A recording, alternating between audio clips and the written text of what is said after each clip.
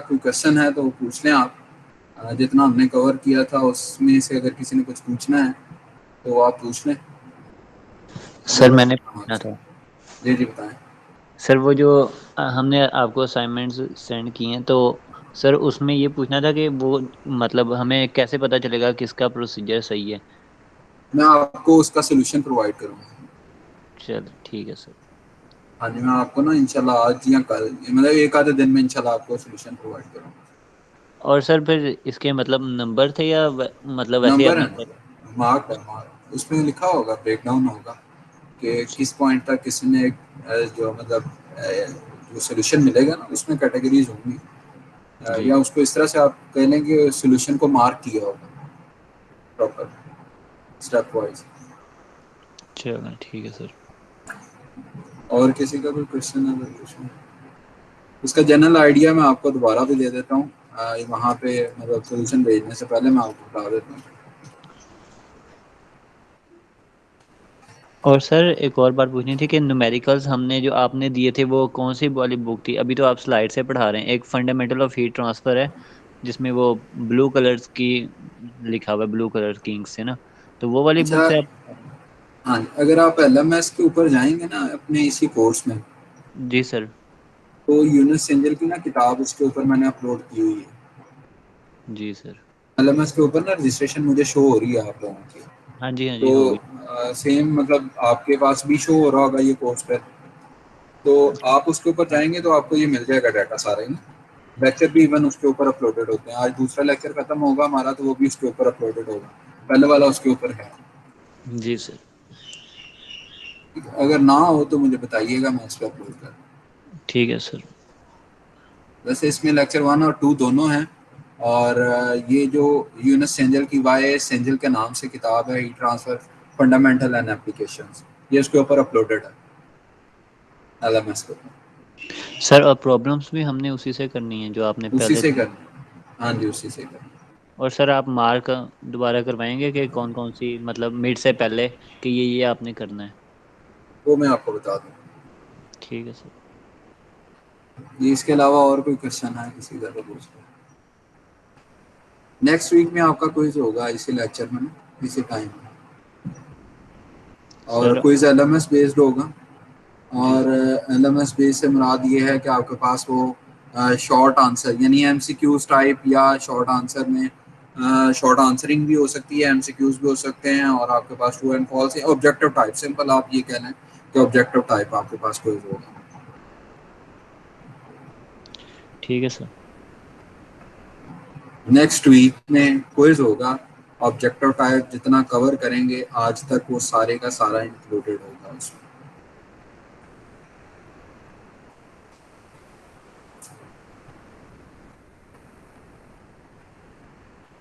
चलिए, अब आपके पास हमारे पास जिस तरह से ये था सिलेंड्रिकल कोऑर्डिनेट्स की अगर बात करें तो 3 प्लेन्स आपके पास बननी है, एक्स वाई और जी।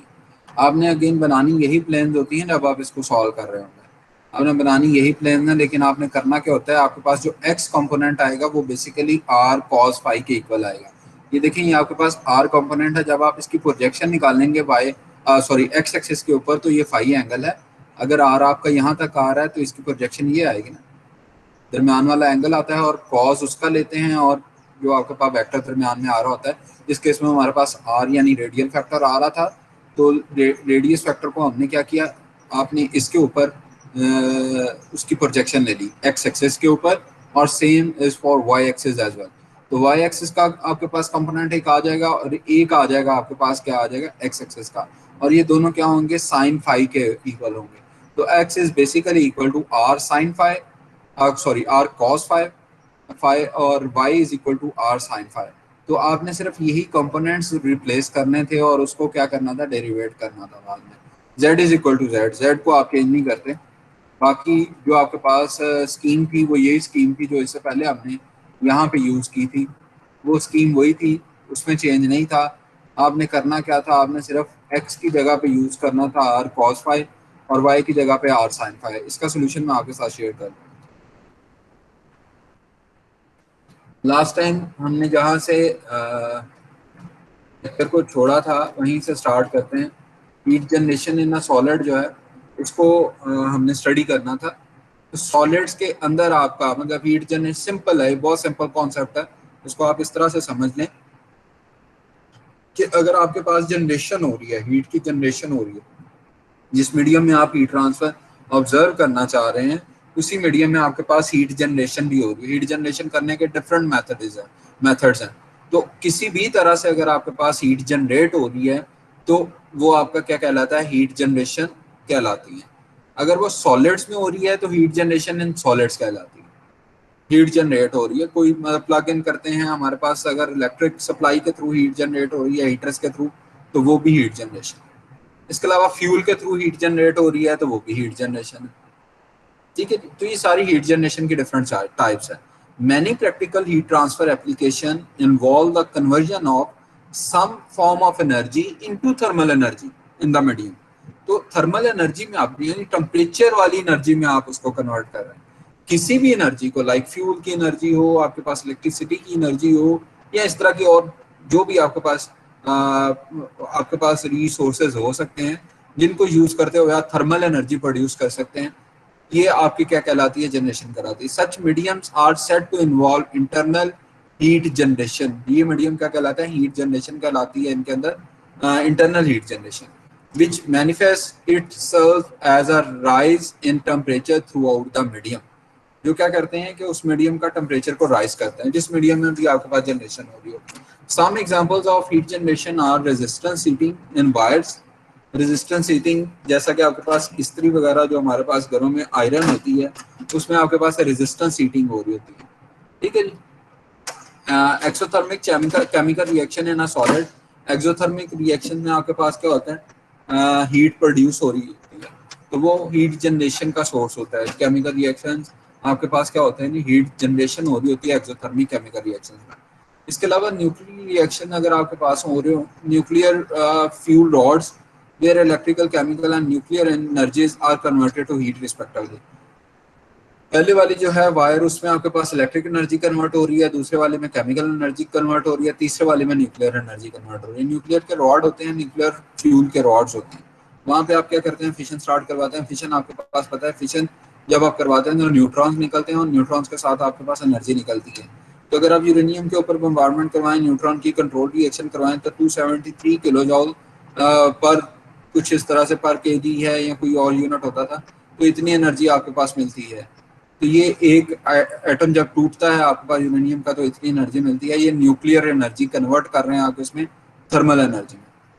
Heat generation in an electric wire of outer radius r naught and length L can be expressed as.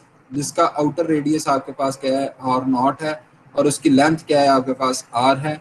उसमें अगर आपने हीट जनरेशन देखनी हो तो वो क्या आएगी, ई स्मॉल और उसके ऊपर डॉट है, ई स्मॉल है और उसके ऊपर डॉट है और साथ जनरेशन लिखा हुआ है। ई जनरेशन मानी एनर्जी की जनरेशन है, और डॉट का मतलब है आपके पास रेट के साथ आप इसको एसोसिएट कर रहे हैं। अब ये होती किसके इक्वल होता है, energy generation per unit volume. ये आपके पास पर यूनिट वॉल्यूम का केस होता है। तो पर यूनिट वॉल्यूम के केस में आपके पास वॉल्यूम ऑफ वायर आ जाएगा, that is equal to pi r square. आपके पास एरिया आ गया, लेंथ के साथ मल्टीप्लाई करेंगे तो आपके पास ये वॉल्यूम में कन्वर्ट हो जाएगा। पाई आर स्क्वायर एल आपके पास वायर का एरिया वॉल्यूम आ गया।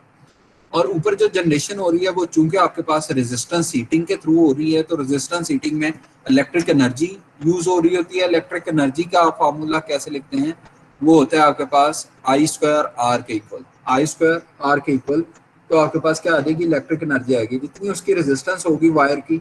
कॉपर की यूज कर रहे हैं तो उसकी रेजिस्टेंस और है, सिल्वर की यूज कर रहे हैं उसकी रेजिस्टेंस और है, किसी और मटेरियल की कर रहे हैं तो उसकी रेजिस्टेंस और है। जितना आप उसमें से करंट को पास करेंगे उसका स्क्वायर होगा, तो वो आपके पास क्या होगा, इलेक्ट्रिक एनर्जी जनरेशन आ जाएगी। ठीक है जी, ये इसकी समय लगी है तो आगे चलते हैं, अगर नहीं लगी तो पूछ।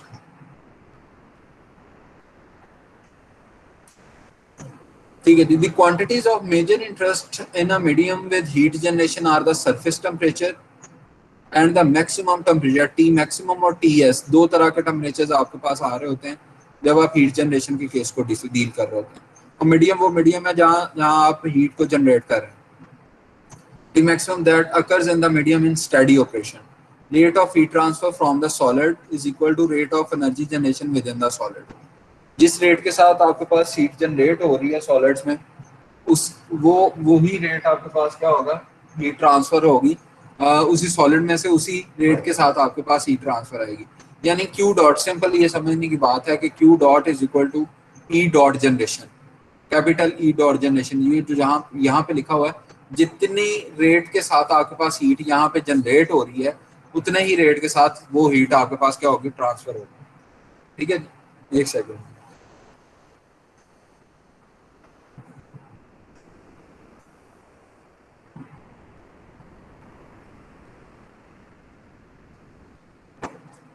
तो ये सॉरी, ये आपके पास अगर वॉल्यूम हो सॉलिड का, जिसकी के आपके पास कंडक्टिविटी है, सराउंडिंग का टेम्परेचर आपके पास है टी इन्फिनिटी, और आपके पास जो कन्वेक्शन का कांस्टेंट आ रहा है सराउंडिंग के साथ, चूंकि इसके बाहर आपके पास सॉलिड नहीं है बल्कि कोई और मीडियम है जिसके थ्रू हीट ट्रांसफर होगी, तो एच आपके पास आ गया कन्वेक्शन का कांस्टेंट, और टी एस आपके पास क्या आ गया, सरफेस का टेम्परेचर, जो इस सॉलिड की सरफेस का टेम्परेचर होगा, वो आपके पास क्या आ गया, टी एस।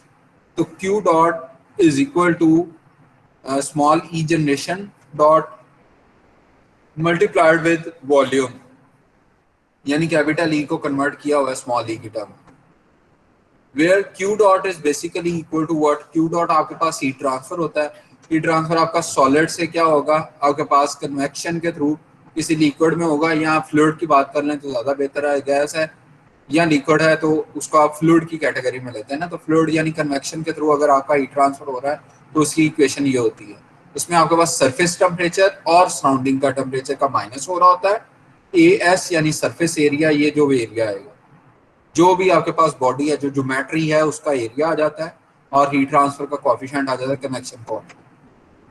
इसी को अगर आप रीअरेंज करें और क्यू डॉट की वैल्यू आप क्या पुट करें, ई जनरेशन कैपिटल वी, तो ये आपके पास क्या आ जाती है, ये इक्वेशन बन जाती है। सरफेस का टेम्परेचर अगर आपने निकालना हो, एम्बिएंट टेम्परेचर आपके पास गिवन है, जनरेशन किस रेट के साथ हो रही है वो आपके पास गिवन है, वॉल्यूम आपके पास गिवन है, कन्वेक्शन का कांस्टेंट गिवन है, और सरफेस एरिया गिवन है। तो आप क्या निकाल सकते हैं, आप निकाल सकते हैं उसकी सरफेस का टेम्परेचर, कि सॉलिड की सरफेस के ऊपर टेम्परेचर क्या होगा। ठीक है जी।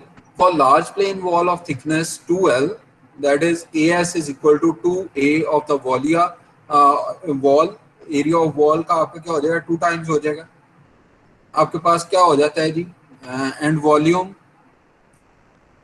Is equal to 2L multiplied with area of wall, with both sides of the wall maintained at the same temperature Ts along solid cylindrical cylinder of radius r naught. For r naught the wall area would be 2 pi r multiplied with L r, 2 pi r आपके पास क्या होता है, circumference होता है, तो circumference multiplied with r आपके पास cylinder दे देता है, और अगर इसके वॉल्यूम की बात करें तो वो क्या होता है आपके पास pi r square L, and a solid sphere of radius r nought, उसके पास आपके पास सरफेस एरिया स्फीयर का क्या होता है 4 पाई आर स्क्वायर, और ये वॉल्यूम उस केस में आपके पास होता है 4/3 पाई आर क्यूब। तो ये इक्वेशन आपके पास रिड्यूस हो जाएगी, कौन सी इक्वेशन, ये वाली जो इक्वेशन ऊपर यहाँ पे लिखी हुई है ना, ये इक्वेशन, इसमें आपने सिर्फ करना क्या है, ए एस की वैल्यू पुट कर देनी है। जब आपके पास प्लेन वॉल है और उसकी थिकनेस है 2L, तो आप एरिया पुट किए करेंगे और वॉल्यूम पुट करेंगे 2L ए वॉल, तो आपके पास कुछ चीज़ें कट जाएंगी और आपके पास नेट इक्वेशन ये बनता है। और अगर आपके पास केस हो सॉलिड सिलेंडर का और उसका रेडियस हो आर नॉट, तो आपके पास ये केस बनता है। और अगर आपके पास किस चीज़ का केस हो, अगर आपके पास सफेयर का केस हो, तो यहाँ पे 3H आ जाता है, यहाँ पे R ही रहता है। तो इन दो को आप लिंक कर सकते हैं कि यहाँ पे क्रैमिंग करने के लिए, रटा लगाने के लिए आप ये याद रख सकते हैं कि आपने अगर सिलेंडर का सरफेस से टेम्परेचर निकालना है तो that is equal to ambient temperature plus E generation r naught, radius आएगा, ई जनरेशन के साथ रेडियस आएगा, और डिवाइडेड बाय 2H आएगा, सिलेंडर में 2H आएगा और सफेयर में 3H आएगा। ठीक है जी। तो ये आपकी इक्वेशंस बन गई, ये वाली जो अब आपने सरफेस का टेम्परेचर निकालना है डिफरेंट सिनेरियोज में। ठीक है जी, क्लियर है जी यहाँ तक? Yes sir. नेक्स्ट अगर हम बात करें तो हमारे पास लेफ्ट साइड पे क्या है जी, हमारे पास लेफ्ट साइड पे होता है आपके पास, जब आप लेफ्ट साइड की बात करें तो आपके पास इस इक्वेशन की बात करें, Q होता है Q dot is equal to E generation V, e small e के ऊपर डॉट लगा होता है, यानी ये सिर्फ रेट को शो कर रहा है, पाई यूनिट टाइम को शो कर रहा है, तो Q is equal to small E V होता है आपके पास। Q की वैल्यू अगर आप पुट करें किस केस में, सॉलिड्स के केस में यानी कंडक्शन के केस में, तो वो किसके इक्वल होती है, के फोरियर लॉ के इक्वल होती है, के ए डेल्टा टी, यानी डेल्टा टी से मुराद ये होता है D T over D R is equal to generation, और बी आर आपके पास आ जाएगा वॉल्यूम ऑफ योर सिलेंडर और whatever the radial geometry you are going to have. तो ये आपके पास क्या आ जाएगी, यही क्वेश्चन बन जाएगी। इस केस में एरिया आपके पास क्या होता है, जो सरफेस एरिया होता है, सरफेस एरिया आपके पास होता है 2 पाई are circumference multiplied with length, circumference of the circle multiplied with length, it will give you the surface area AR. So AR is equal to 2 pi RL, और इस case में VR आपके पास क्या होता है, pi r square L, pi r square L, और area आप पुट करते हैं तो आपके पास जब आप इसको क्या करते हैं, सिंप्लीफाई करते जाते हैं, तो D T is equal to minus C generation divided by 2K, और इसके साथ डी आर होता है, आर डी आर होता है। ठीक है जी, तो ये आपके पास एक्सप्रेशन आ जाएगी। मैथमेटिकल सिर्फ प्लेस किया हुआ है इनकी वैल्यूज को और सिंप्लीफाई किया गया। Integrating from r is equal to 0 where T of 0 is equal to T naught to r is equal to r naught, यानी आर 0 से लेके आउटर तक, रेडियस तक अगर आप बात करें, ये जो यहाँ पे शो किया गया है, यहाँ पे जनरेशन हो रही है, ये रिंग का इंटरनल रेडियस है और ये उसका एक्सटर्नल रेडियस है। Where T r naught is equal to T S, यानी सरफेस टेम्परेचर आपके पास क्या आएगा, टी एस, और वो कब होगा, जब आपका रेडियस क्या होगा, आउटर रेडियस होगा। ठीक है, तो इस केस में आप अगर बात करें तो डेल्टा टी मैक्सिमम सिलेंडर का केस आपके पास क्या आ जाएगा, T naught minus T S, that is equal to E generation r square over 4K। Delta T maximum plane wall के केस में ये वैल्यू आ जाती है, और अगर स्फेयर के केस की बात करें तो यहाँ पे 6K आ जाता है, सिर्फ 2 यहाँ पे जो है वो ऐड हो रहा है। किस केस में, कंडक्शन के केस में, कंडक्शन के केस में। ये वाला केस हमारे पास क्या था, ये कन्वेक्शन का केस था, और अगर कंडक्शन के केस की बात करें तो यहाँ पे सिर्फ 2 जो है वो एक्स्ट्रा मल्टीप्लाई हो रहा है। कंडक्शन के केस में, कन्वेक्शन के केस में जब आप सिंपल वॉल की बात करते हैं तो यहाँ पे 2 नहीं है, H आ रहा है। कंडक्शन के केस में आप अगर सिंपल वॉल की बात करें तो यहाँ 2K है। वो कैसे आया, वो ये आपने ये जो इक्वेशन सॉल्व किया इससे आपको आइडिया हो जाएगा कि ये कैसा है। वही चेंज आई है आपकी यहाँ पे, यानी पहले 2H था 4K हो गया, 3H था तो 6K हो गया।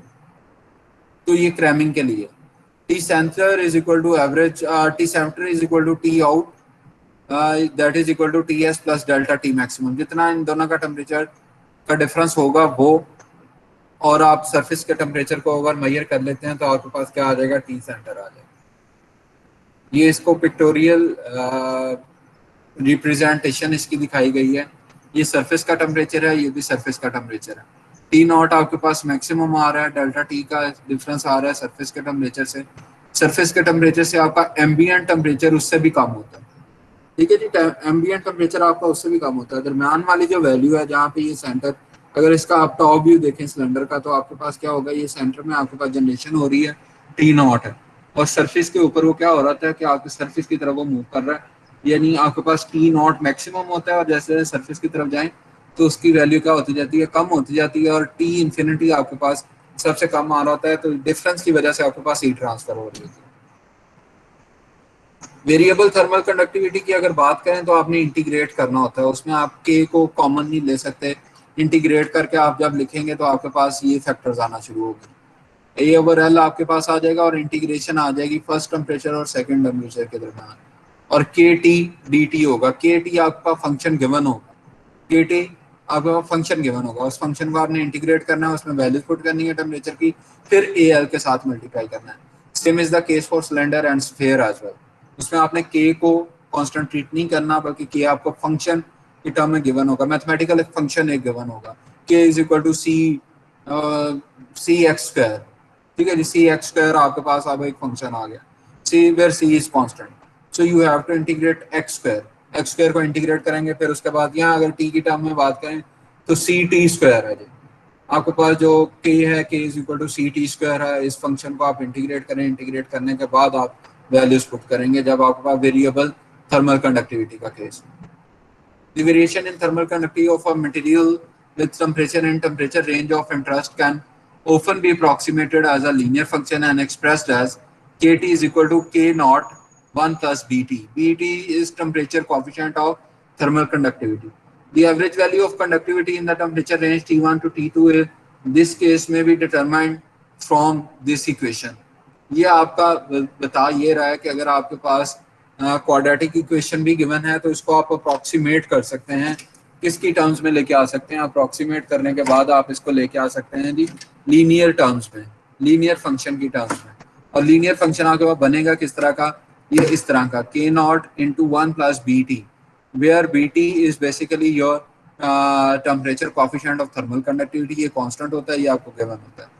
और के एवरेज आपने जो निकालना हो तो उसके निकालने के लिए यानी T1 और T2 दो टेम्परेचर हैं, इनके दरमियान अगर आप के एवरेज निकालना चाहें तो उसका ये फॉर्मूला होता है जिसमें 1 प्लस बीटा, यानी बीटा के साथ आपके पास टेम्परेचर की जो दरमियान वाली वैल्यू है टेम्परेचर की एवरेज आ जाती है। सिंपल ये समझ। The average thermal conductivity in this case is equal to the thermal conductivity value at the average temperature। यही बात यहाँ पे लिखी हुई। ठीक है जी, तो ये है नेक्स्ट हमारे पास समरी, जिसमें हमने इस चैप्टर में इंट्रोडक्शन में steady versus transient heat transfer देखा, मल्टी डायमेंशनल एचटी देखा, हीट ट्रांसफर देखा, हीट जनरेशन का केस देखा, one dimensional heat conduction equation को देखा, heat conduction in large plane X Y वाले कोऑर्डिनेट्स जो होते हैं, उसके बाद heat conduction equation in long cylinders, आपके पास सिलेंड्रिकल कोऑर्डिनेट्स होते हैं, स्फेरिकल कोऑर्डिनेट यानी स्फीयर में, combined one dimensional heat equation में आपके पास कंडक्शन इक्वेशन में क्या आता है, general heat conduction equation rectangular coordinate, cylindrical coordinate और स्फेरिकल कोऑर्डिनेट यानी 3D जो हमने देखी। बाउंड्री और इनिशियल कंडीशन की बात की थी, solution of study one dimensional heat conduction problem और heat generation in a solid, variable thermal conductivity का केस देखा। किसी का कोई क्वेश्चन है तो वो काइंडली पूछना।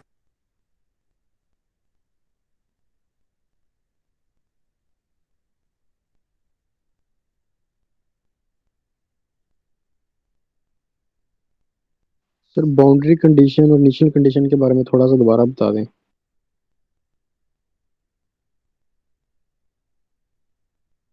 सॉरी, इनिशियल कंडीशंस आपकी टाइम से रिलेटेड होती हैं और टाइम अगर आपका जीरो हो, t is equal to zero, that is called initial condition, that is called initial condition. इसके अलावा आपके जो डायमेंशनल वेरिएबल्स हैं एक्स वाई जी हो या सिलेंड्रिकल कोऑर्डिनेट्स हो या स्फेरिकल कोऑर्डिनेट्स हो, इनकी जो वैल्यूज आपके पास इनकी कंडीशन गिवन हो, इनको आप कहते हैं बाउंड्री कंडीशंस।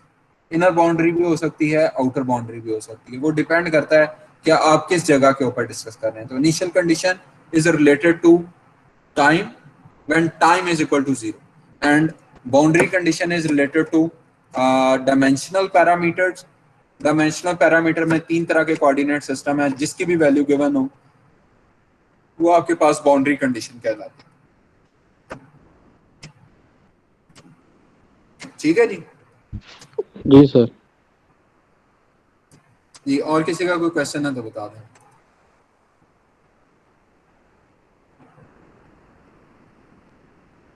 ठीक है जी, नेक्स्ट स्टार्ट करते हैं।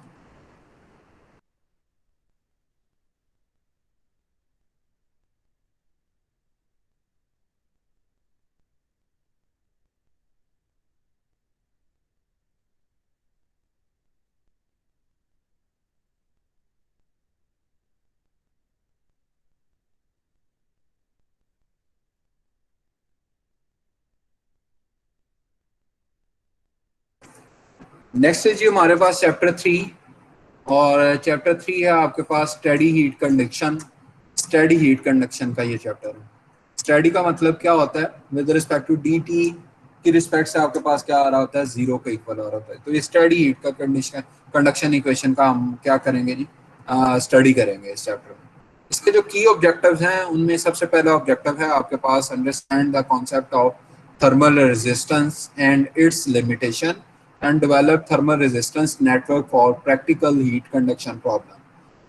हम क्या कॉन्सेप्ट क्रिएट करेंगे, रेजिस्टेंसेस का कॉन्सेप्ट क्रिएट करेंगे, कैसे होता है वो आपको समझ लग जाएगी।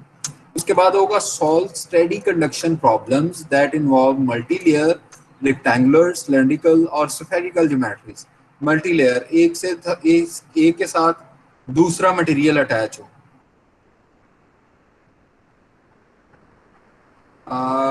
वॉइस किस किस को नहीं आ रही, मेरी आवाज किस किस को नहीं आ रही? सर आ रही है आवाज, आ रही है सर। अच्छा, रोल नंबर 52 सर जो है आती ना, है। हाँ मेरे ना 52 जो है, आप मेरी दो आपके पास प्रेजेंटेशन शो हो रही होंगी। हाँ जी भाई,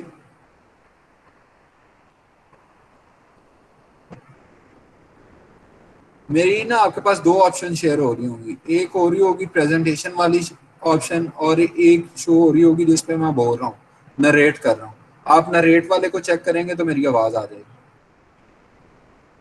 ऑब्जेक्टिव की बात कर रहे थे तो कॉन्सेप्ट ऑफ थर्मल रेजिस्टेंसेस को डेवलप करेंगे। उसके बाद हम solve steady conduction problem that involve multi layer. Multi layer का मतलब ये होता है कि एक लेयर के साथ दूसरी लेयर अटैच हो, एक लेयर के साथ दूसरी लेयर अटैच हो तो ये मल्टी लेयर कहलाती है। जिस तरह क्लैडिंग होती है, क्लैडिंग से मुराद ये होता है कि एक आप सिलेंडर बनाते हैं कार्बन स्टील का, ठीक है, कार्बन स्टील का किसी को कोई क्वेश्चन है जी? कार्बन स्टील का आप क्या बनाते हैं, सिलेंडर बनाते हैं।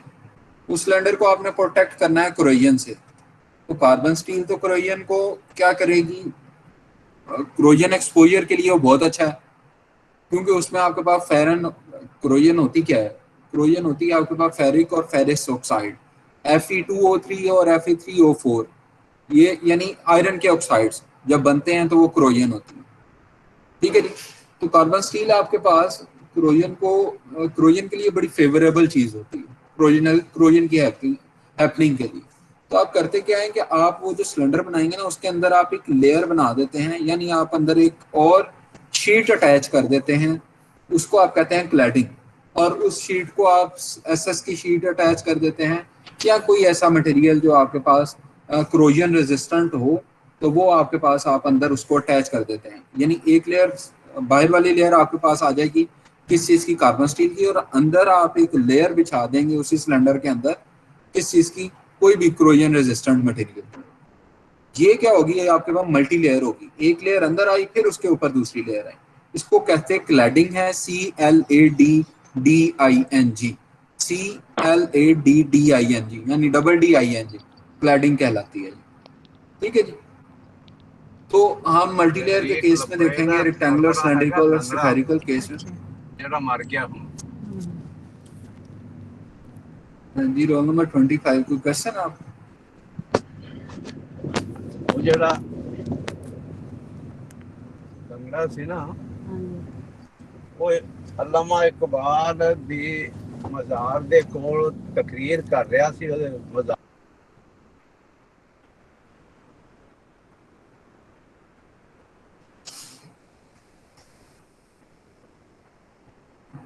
थर्ड ऑब्जेक्टिव हमारा हो गया जी, डेवलप एन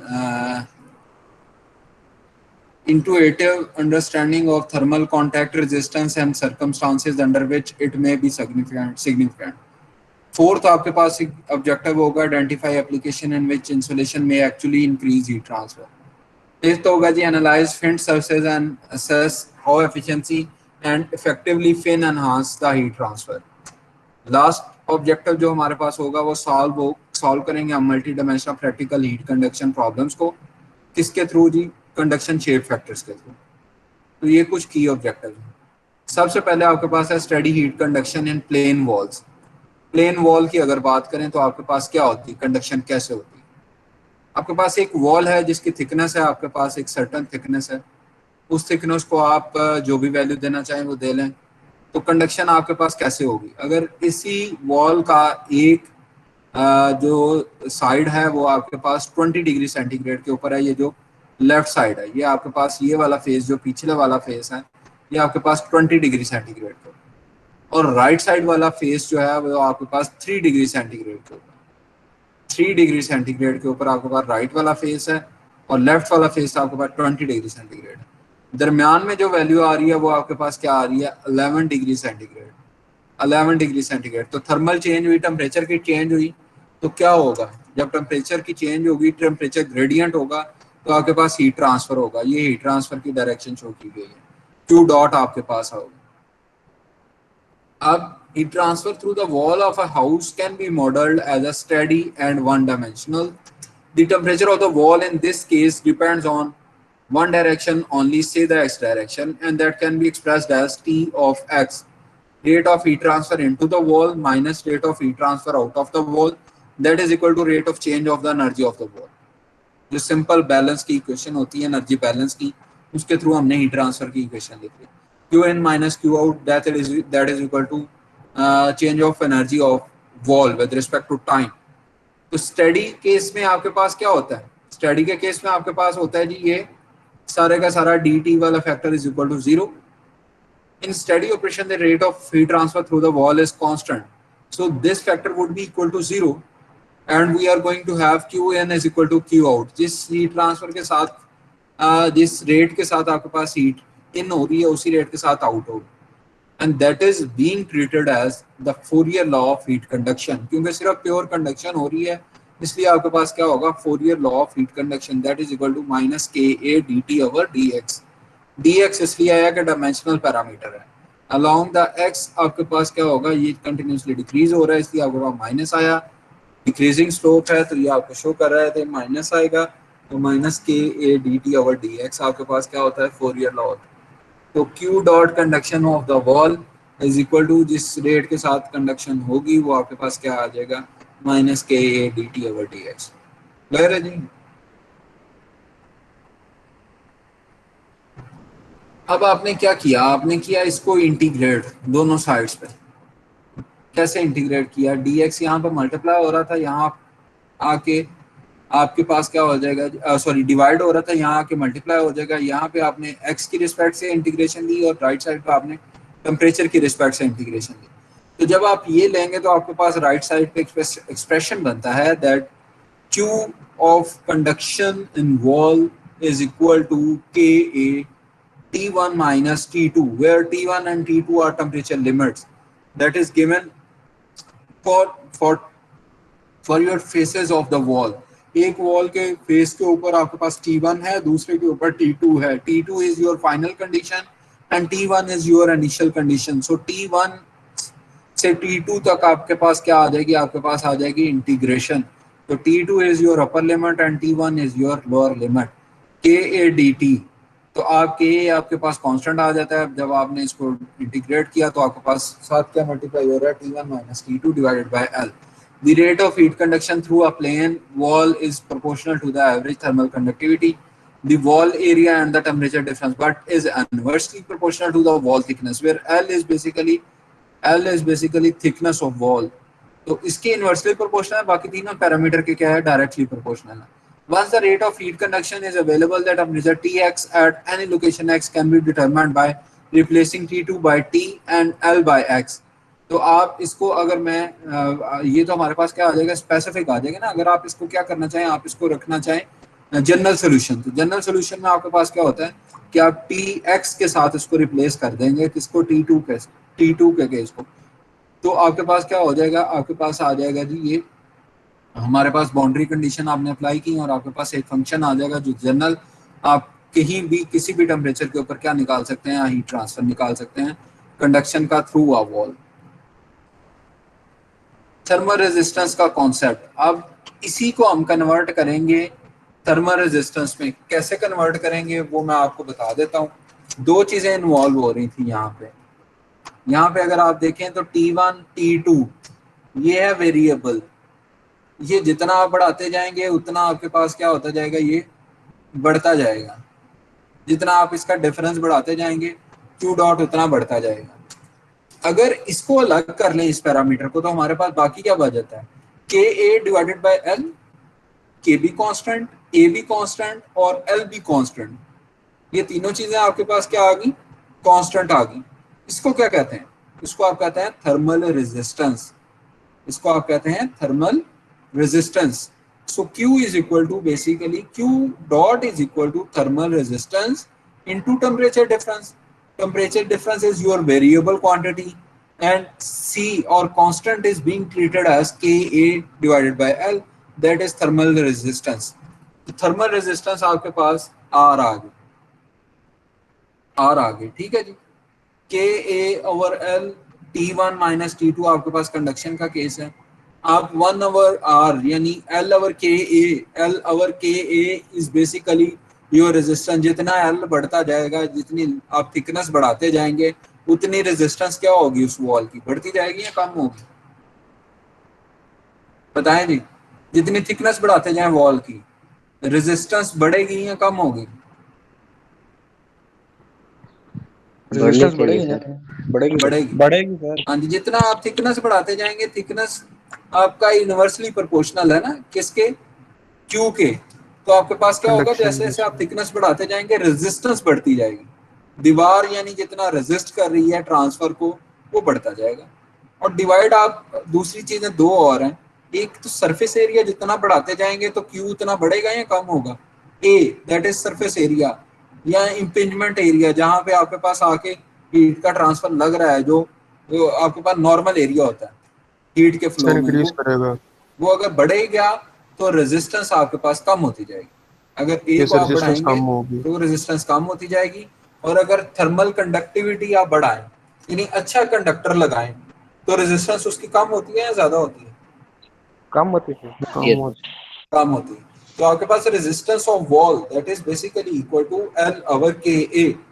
तो जब आप इसको पुट करते हैं आर वॉल को यहाँ पे, तो आपके पास क्या बन जाता है?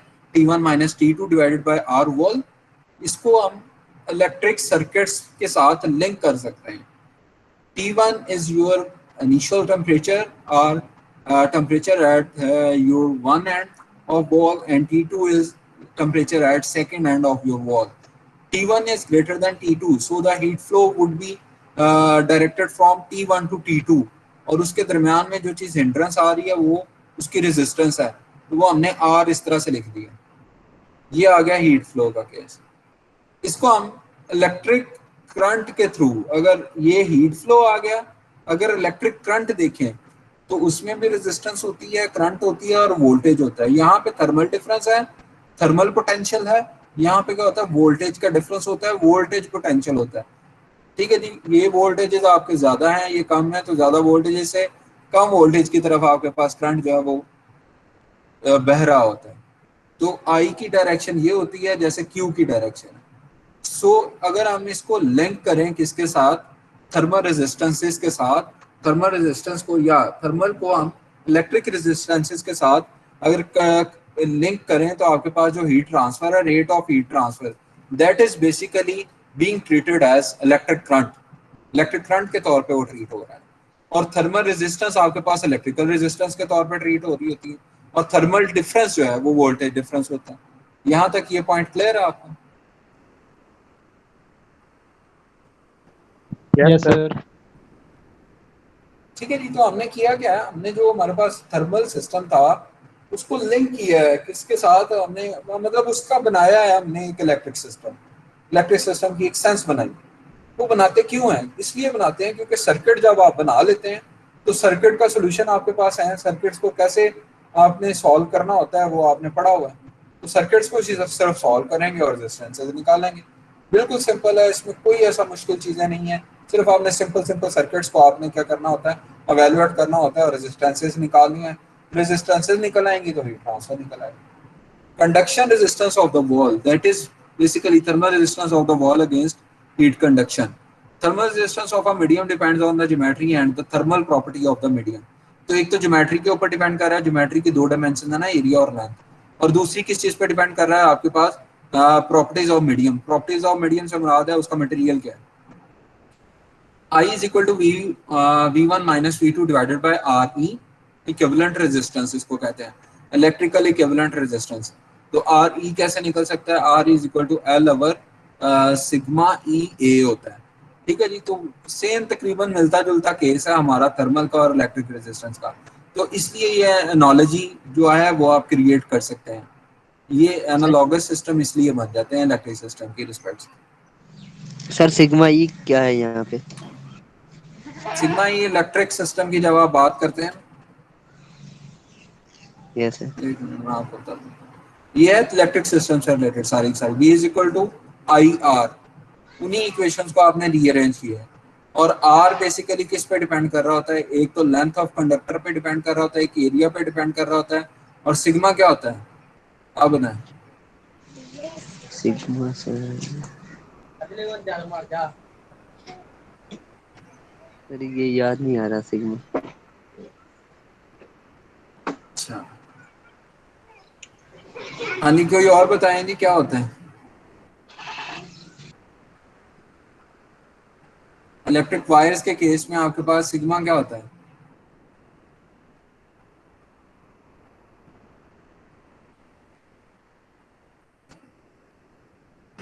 Sir conductivity. Conductivity, exactly. आपका कंडक्टर कितना अच्छा है वो आपको, जिसको आप कंडक्टिविटी के नाम से जानते हैं, आपका कंडक्टर कितना अच्छा है वो आपको बताता है सिग्मा की वैल्यू। ठीक है जी, ओके सर। ये इलेक्ट्रिक कंडक्टिविटी है, थर्मल कंडक्टिविटी है, सिर्फ इतना फर्क है कि थर्मल कंडक्टिविटी है, ये आपके पास इलेक्ट्रिक कंडक्टिविटी।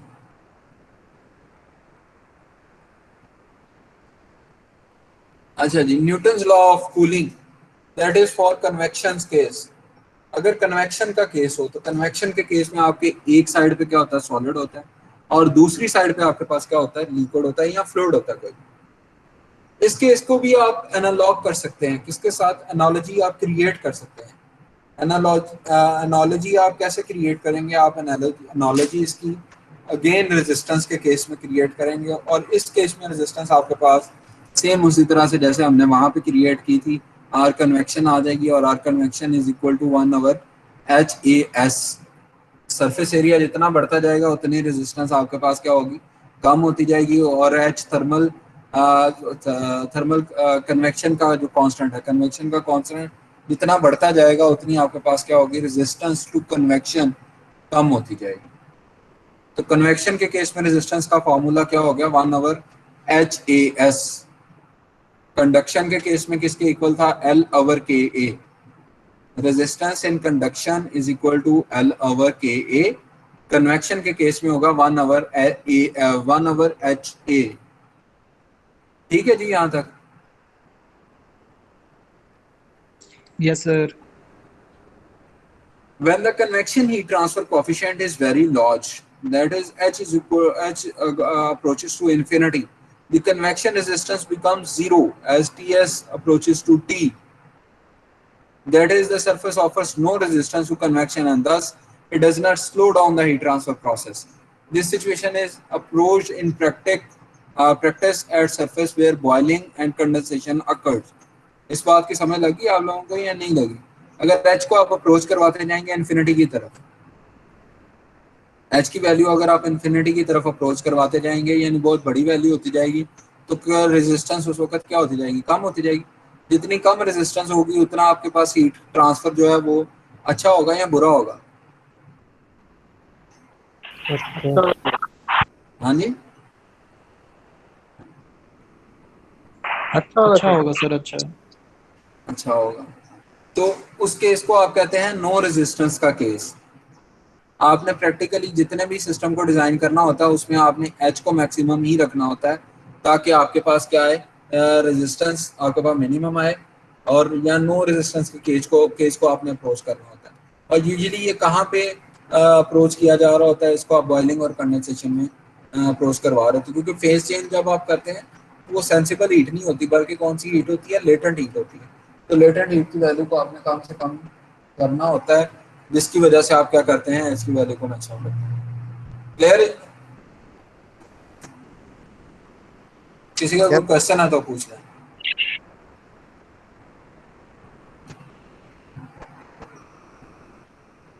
अब हमारा तीसरा केस है, और this would be the last case for today's lecture, and that is for radiation.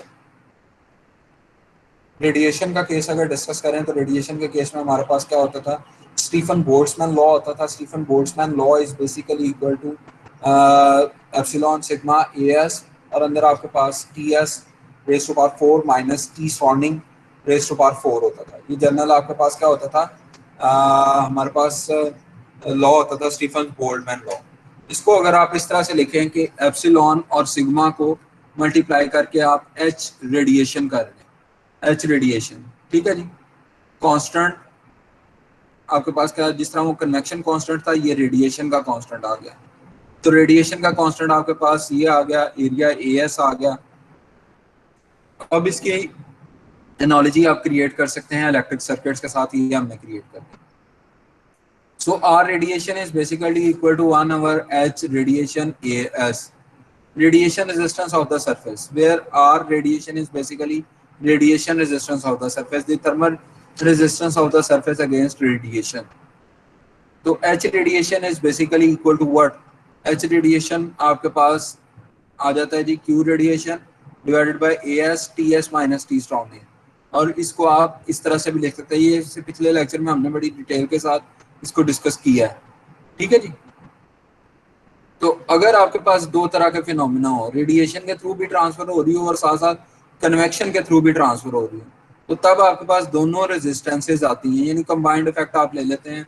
उसमें आप H कंबाइंड ले आते हैं, जिसको H कन्वेक्शन और H रेडिएशन को सम करने के बाद आप ऑब्टेन करते हैं। यहाँ तक क्लियर है सर? किसी का कोई क्वेश्चन है तो बता दें। आप लोगों ने एक चीज रिवाइज करनी है नेक्स्ट लेक्चर से पहले जो हमारा परसों लेक्चर है, और वो है सर्किट आपके पास अगर सीरीज में रेजिस्टेंसेस लगी हो तो उसको सम कैसे करते हैं, पैरेलल में रेजिस्टेंसेस लगी हो तो उसको सम कैसे करते हैं, यानी सर्किट्स के बिल्कुल बेसिक्स वो आपने रिवाइज करके आनी है। उससे आगे हम नेक्स्ट जो है उसको कवर करेंगे, ठीक है जी। क्लियर है? किसी को क्वेश्चन है इस लेक्चर से रिलेटेड तो वो पूछना। सर ये स्लाइड दे दीजिएगा सर। मैं हाँ स्लाइड्स आ जाएंगी, ये LMS के ऊपर वैसे अवेलेबल होती हैं। आप LMS चेक करेंगे ना तो आपके पास स्लाइड्स ही अवेलेबल है। मैं उसमें अपलोड कर दूँ। LMS पे 2 अपलोड हुई हैं सर, तीसरी नहीं है, ये तीसरी स्लाइड है। हाँ ये आज ही शुरू किया ना यार, ये आज मैं अपलोड कर दूँ, ठीक है जी। यस और सर। किसी का कोई क्वेश्चन है तो पूछ लें। नेक्स्ट वीक में क्विज होगा मंगल वाले दिन, यही जो लेक्चर जब शुरू होता है इसी लेक्चर के दौरान, और LMS बेस्ड होगा। जो लोग रजिस्टर नहीं हुए वो रजिस्टर हो